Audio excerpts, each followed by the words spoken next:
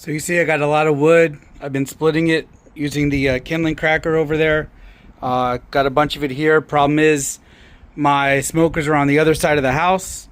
So I need to put all of it in a deck box so it's closer to me. So I'm going to be building a cement pad to hold the deck box, which will hold the wood to keep it closer. The first thing I did was did a sketch of it. It's going to be 60 inches across and 31 inches wide. And then the wood that I need two 31 pieces of 2x4 and then two 63 inches pieces of 2x4. And that's because the lumber is 1.5 inches thick. So being that there's one on each side, that's 3 inches. So that's where you get the 63 inches, even though it's a 60-inch width slab. And then I'm also going to do a 34-inch piece for bracing that I'm going to put across from here to here in case there's any bowing, because this is Home Depot wood. Okay, once you're outside, you got to get your mise en place, right? Just like cooking. So you got your paper that you did, got a deck box, got a trough for mixing cement, got your stakes, got your saw, got your drill, got your screws, and your 2 tape measures. You need 2 tape measures because you're going to lose one. If you just bring one out, you're going to lose it. And then there's also the wood that I'm going to be using. Other things I got are this orange bucket, this edger, which is optional, but it's 10 bucks, 15 bucks, and a wood float to give it a better surface. It's still going to be rough with the wood float.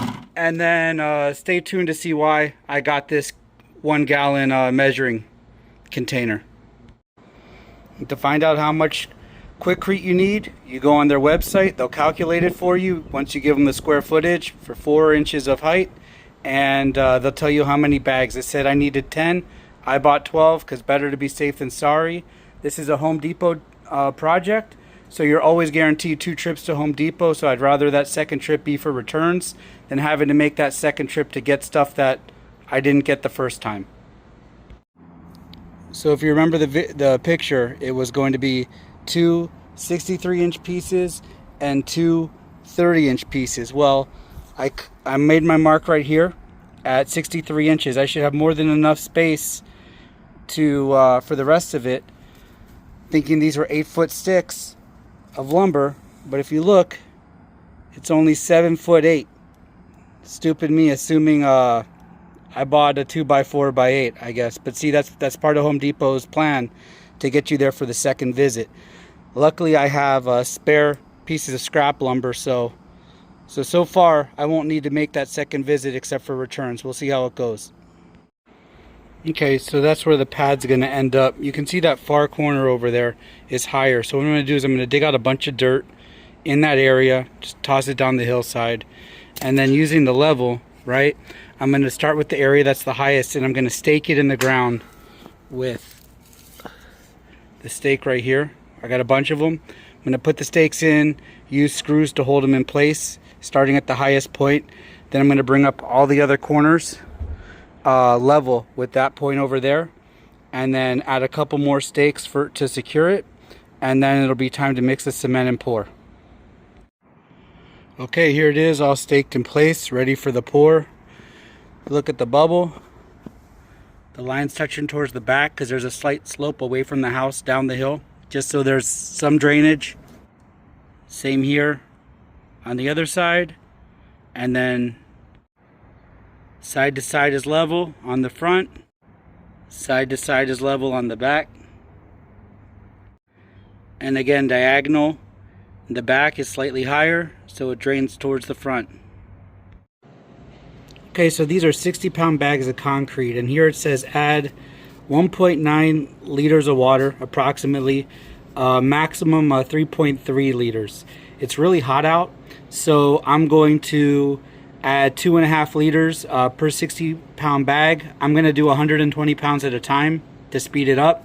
So I'm going to do 5 liters per 120 pounds to start. And what I'm going to do to speed that up is I got this measuring container, so I'm going to get 5 liters and dump it into the Home Depot bucket and then mark it with a Sharpie, and then I'll be able to use the bucket as my measuring container for the future batches of concrete.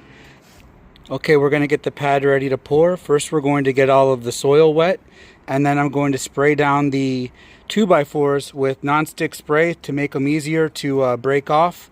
2x4s really don't need the spray to make it easy to remove, but I have it, so why not make it easier on myself?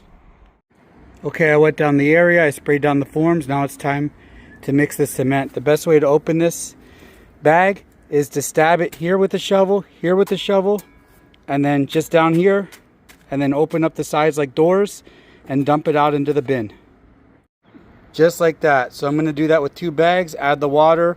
I'm not really afraid of adding too much water. This isn't a structural pad. It is hot out, so I'd rather err on the side of adding too much than too little, so it'll be easier to work with. So here's the first batch mixed. I'm going to dump it in. This tray is a bit too small for 2 bags. So I'm going to go back and I'm going to do 1 bag at a time. So here we are at the halfway point. I started piling cement over in the far side, sawing it with the piece I was going to use as a center brace. Turned out I didn't need it. The long pieces weren't bowed like I anticipated they would be. So I'm using that to do my rough float and screed all the cement down towards this way. I have 6 bags out of 12, so I'm either 3/4 or halfway done. We'll see. Okay, and there it is complete. I've screeded it, so now what I'm going to do, I'll let it sit about 15 minutes to a half hour, then I'll cut the corners in, or the edges with the edger, and then after that I'll float it with the wood float. Okay, now it's time to float. A lot of the surface water's evaporated off the surface, so I have the float, I've got it damp, and you just go over the cement until you get a nice finish that you like. There it is, floated with the edges rounded. It's not the best finish, but it'll do. It looks a lot better than it did before. And remember, this is just for a deck box, so this is more than adequate. Okay, it's been about 24 hours. It's completely dry, so I'm going to go ahead and remove the forms. That's one benefit of using screws. It'll be real easy to remove the screws from the stakes and the wood, and then I'll knock it off with a hammer. And there's the concrete pad. Nice and easy. Okay, so here's the finished slab. I put some rock around it. After all this work, I decided, why use a beat up old deck box? I went and bought a new one, so next shot will be the new deck box and finished product. And there it is, the completed deck box on the cement pad. Like and subscribe. Now.